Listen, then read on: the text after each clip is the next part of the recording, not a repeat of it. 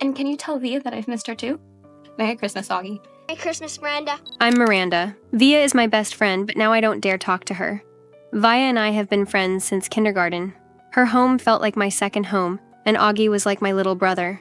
We even spent several Christmases together. Merry Christmas! I used to seek a sense of belonging in Via's home. I deeply longed to be accepted and to feel like I had a family.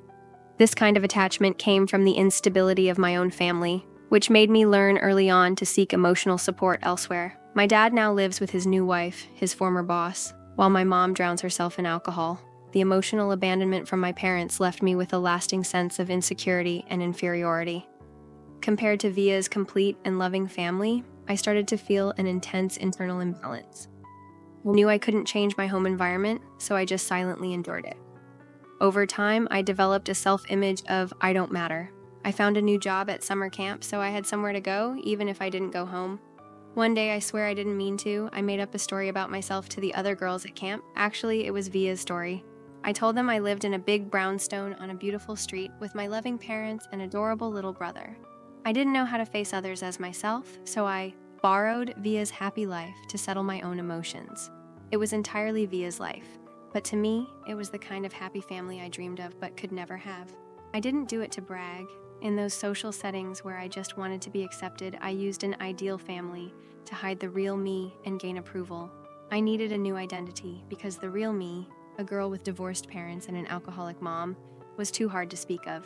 By relying on Via's story, suddenly everyone wanted to talk to me. By the end of camp, I was the most popular girl. The moment I got home, I wanted to call Via, but the thought of her asking about camp made me freeze. I knew I had taken Via's life. Inside, I was filled with guilt and shame. I felt unworthy of having what Via had, her life, her friendship. I was afraid of Via confronting me, afraid this friendship would break, afraid of facing the warmth of Via's life, because that was exactly the kind of life I painfully envied. So I used avoidance as a defense mechanism, partly out of guilt, partly out of fear of losing my last emotional connection. But what's meant to come will come. We still ran into each other in the school cafeteria at noon. What'd you do to your hair? I had no idea how to face Via. Just trying something different, you know. After exchanging a few brief words, I made up an excuse and walked away. I sat down next to the friends I met at camp and casually greeted them. I couldn't let go of this friendship, but I also didn't dare face it, so I stayed in this awkward state of can't bear to lose it. I ran, not because I didn't care, but because my heart was such a mess that I couldn't look her in the eye. As she quietly walked away alone, I couldn't help but turn back to look at her. I watched her leave, like I was watching our old friendship walk away too. Coincidentally, we met again in the same club activity. We both signed up for the stage play. When we saw each other again, we barely exchanged a word, as if we were just going to casually let go of years of friendship. I asked her what she was doing, Just trying something new. and my heart sank. That was something she once said to me.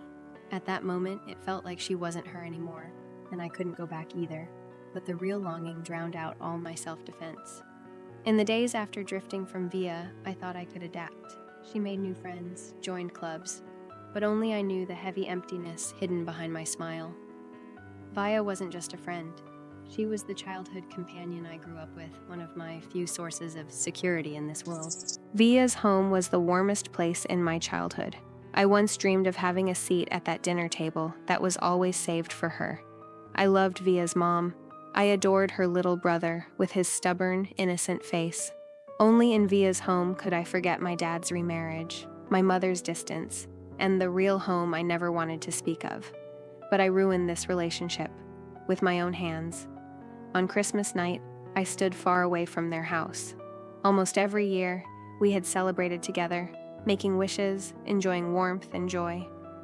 But now, I could only stand outside and watch that home like a closed door, shutting me out. I longed to return to those carefree days, to be accepted and needed, but reality made me feel like an outsider. I knew that only I could fix all of this. I called Augie, Via's brother.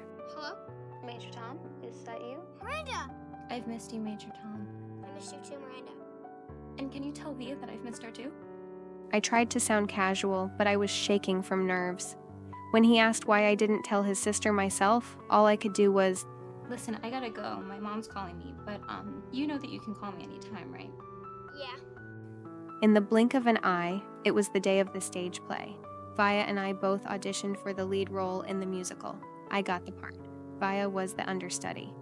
I didn't know if Augie had told her how much I missed her, but I increasingly wanted to face my true self. On the day of rehearsal, Via's boyfriend asked me if my family would come to see me perform. This time, I didn't hesitate at all. I told him the truth. My dad was on his honeymoon, my mom was drinking, no one would be there to watch me. I no longer used white lies to beautify my life. No more pretending, no more forcing myself to be strong. I was no longer that girl at camp who warmed herself with a fake identity.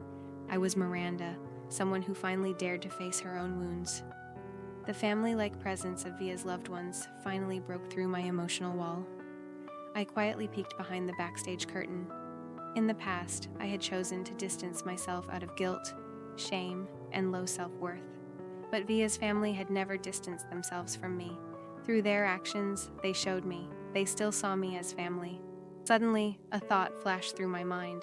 I knew how much this performance meant to Via. I also knew how little attention she usually got at home. Though I loved performing, I cared more about how Via would feel. I wanted her to have her own spotlight, and this was her first real chance to be center stage. I didn't use a direct apology to express my longing and guilt. Instead, I used action to say, I care about you. I'm willing to give up my place for you. I knew it wouldn't be easy for Via to accept an apology. So I chose the most sincere, unspoken way to get close to her again. It was a response to our past friendship, an understanding of Via's lonely growth, and a silent act of love and redemption. Watching Via on stage, I quietly recalled the old days. The photos we took, the jokes we shared at lunch, the Christmas gifts we opened together.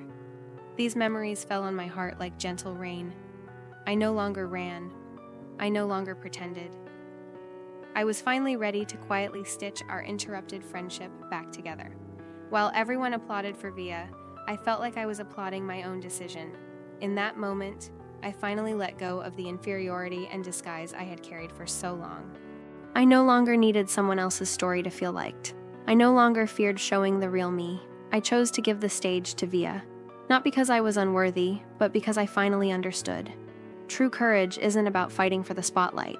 It's about daring to step out of the shadows and embrace the real me. This time I didn't run and I didn't lie.